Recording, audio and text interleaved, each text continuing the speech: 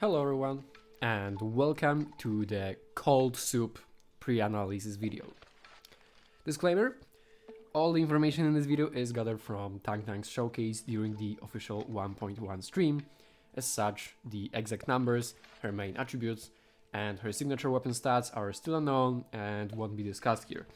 When we get her exact numbers and I get to test her out, expect a full in-depth analysis roughly around a week after her banner releases. Alright, with that out of the way, let's get started. Tangtang is a Cryo hand cannon caster. She has some much needed Cryo inflictions, is implied to have decent personal damage, though we can't know for sure until we see her numbers, and she actually has some team-wide buffs, which is a very nice surprise. Let's look at her kit to better understand her role. Basic attack, I'll blow your mind. Nothing special, like all casters, they deal damage of her elements, so in this case Cryo. Not much else to say here without motion values. They might matter a bit if she is good enough to be a carry, but I'd say it is fairly unlikely that a Tangtang carry team will be all that great. She's a caster, so she's most likely going to be more of a sub DPS like Wolfguard or Perlica. Alright. Battle skill, I'm a Wave Rider, fires at enemies at close range dealing cryo damage and creates a water spout, applying cryo infliction to enemies within range and dealing cryo damage over time.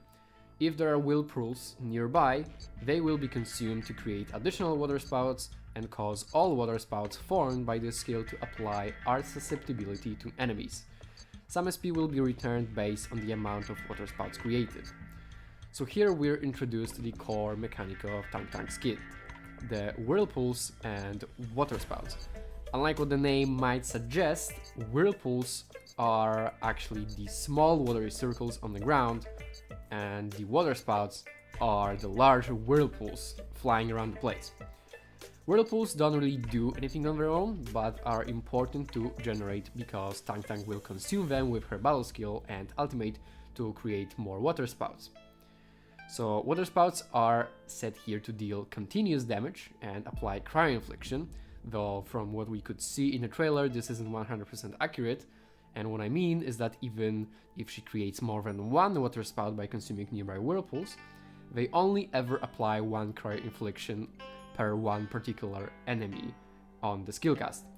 So it doesn't increase the inflictions with more of them. A shame, but the additional water spouts deal damage and apply art susceptibility on enemies hit, while also returning some SP, so it's still worth playing around the mechanic. Now mind you, SP return isn't the same as SP generation. It doesn't activate all the SP generation buffs like the set for Vanguards or any of the weapons made for Vanguards. It won't activate those. The returned SP also doesn't generate energy, which is also a little bit important, though not that much, depending on how much you return the SP. Just keep in mind, you can't run Vanguard-based buffs on her, because this is SP return and not generation. Alright. Art susceptibility duration from this skill, from this enhanced skill, unfortunately seems to be rather short, but it's still very welcome on a character that isn't really meant to be a buffer for your team. She's more of a enabler and a sub DPS. Alright, combo skill River to me. So the trigger here is when applying cryo infliction or dealing, so any more restrictions would heavily hinder her ability to enhance her skills. The trigger is also very easy to achieve, especially considering she is meant to be played in cryo teams, and the two main cryo teams right now both want to stack lots of cryo inflictions. So yeah, it's pretty clear that the devs meant for her to spam the combo skill as frequently as possible. Ultimate, the chief sees you, Tangtang opens her eye patch and unleashes an Olden Stir, pausing the actions of enemies over a wide area and dealing cryo damage continuously. When the effect ends, a rogue wave comes crashing down to deal massive cryo damage. If the controlled operator performs a dive attack within the area, the state will end early and the skill's effects will be enhanced.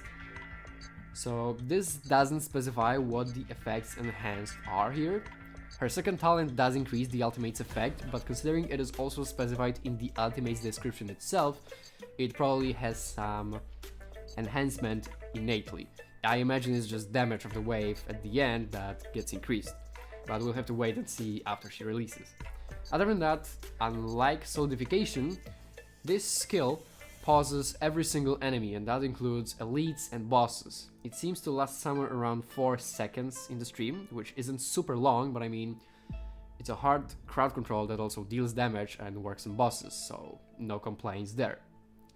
As for her talents, first talent, Fam of Honor. Whirlpools slow down nearby enemies and increase the movement speed of operators.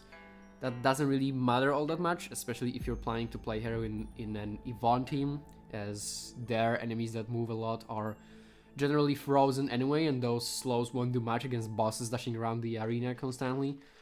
The move speed buff is cool, I guess. It also doesn't matter very much, I feel like. Overall, a rather small impact talent. At best, it will probably help prevent small enemies from spreading out more and increase your fluoride's damage if you're playing her, but I mean, it's fluoride's damage. It's not really much, even with that.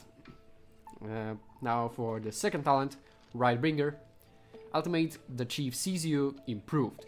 During Olden Stare, performing a dive attack with the controlled operator ends its evolution early and creates a water spout.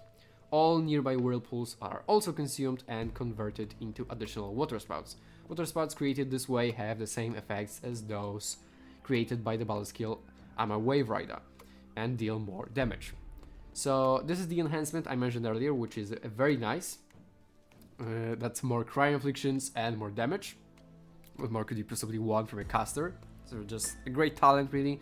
It's basically a bonus battle skill cast from your ultimate as long as you do the dive attack. The only problem here is that it requires that dive attack to activate, which is not ideal sometimes, mainly in Yvonne teams. You can even see it in her showcase during the stream, because Yvonne wants as few interruptions during her ultimate as possible, because if you interrupt her attacking, you just lose a lot of damage, because it has a set duration, and you know, not attacking during this duration just loses you damage, because it won't wait for you to like finish it. So the more you attack and the less you do anything else during Yvonne's ultimate, the more damage you will deal with it. If you're using both of them at the same time, it will require the bonus from Tangtang to be really good to make it worth proccing over just spamming basic attacks with Yvonne. Like, the bonus from Tangtang's ultimate would need to be really good to make it worth it. In other scenarios, it's fine, yeah, it's mostly fine. Alright, so as you can see, the basic game plan with Tangtang is gathering whirlpools as much as possible and then unleashing them with your battle skill and ultimate for damage and debuffs. Added to that, we have a great burst damage enabler in the form of her ultimate. She applies Cryo, gives Art's susceptibility, and her combo triggers on Cryo infliction as well as Art's burst. All this combined very obviously hints that she is designed as an enabler, sub-DPS and sub-buffer for the typical Cryo striker playstyle. If we take a look at the teams she was showcased with in the stream, they are both indeed hyper carry striker teams with either Yvonne or Last Ride, and generally speaking, those will indeed be the best teams to utilize her in. She will be able to provide some solid personal damage and debuffs for her carries, and because striker teams already have to slot in Art's inflictions and proc Art's burst a lot, she will be able to use her kit to the full potential there. As for the forgotten child of the Cryo team's family, the Shatter team, she doesn't really bring anything that it might want and won't be able to replace any of the options already played in those, especially as she only applies Art's susceptibility, so no Shatter buffs for you, as that is physical. If you're interested in Shatter team comps only in terms of Cryo options, she is an easy skip.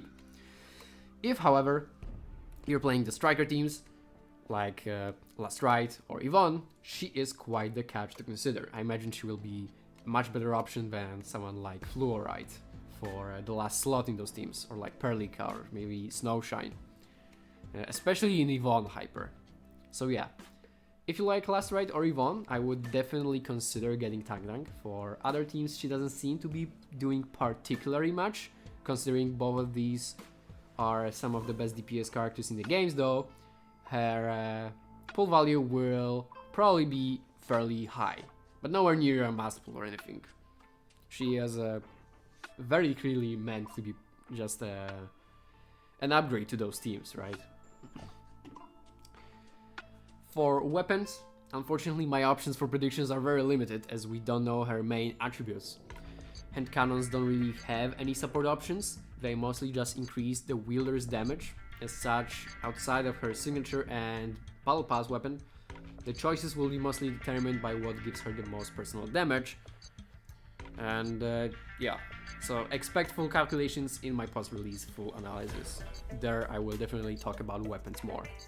As for gear, once again, no main attributes and no damage distribution makes this rather hard to determine, but we can hypothesize some gear sets that might be good on her. Candidate number 1, the Bone Crusher set. Tangtang wants to spam her combo skill quite a bit to enhance her battle skill, which seems perfectly aligned with this set's bonus. We're also getting some new pieces for it in 1.1, which might provide stat lines that Tangtang wants. Though it's only a guess, really. Candidate number 2, Eternal Sirenite. Tangtang applies art susceptibility with both her enhanced battle skill and enhanced ultimate, so while it might seem like a silly pick for a caster, in teams where you use the dive attack in ultimate, the uptime on this will actually be pretty good. The only problem is that this bonus doesn't stack, so if you're already running someone with good uptime on it, it's not gonna do much. And Tangtang will probably suffer a decrease in her personal damage if you're not gonna be running the Bone Crusher set. So yeah. Alright, that's pretty much it for this video. As I said before, you can expect a full guide and analysis of Tangtang around a week after she releases.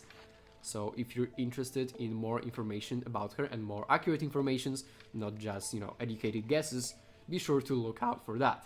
Anyway, thank you very much for watching, and I'll see you next time. Bye!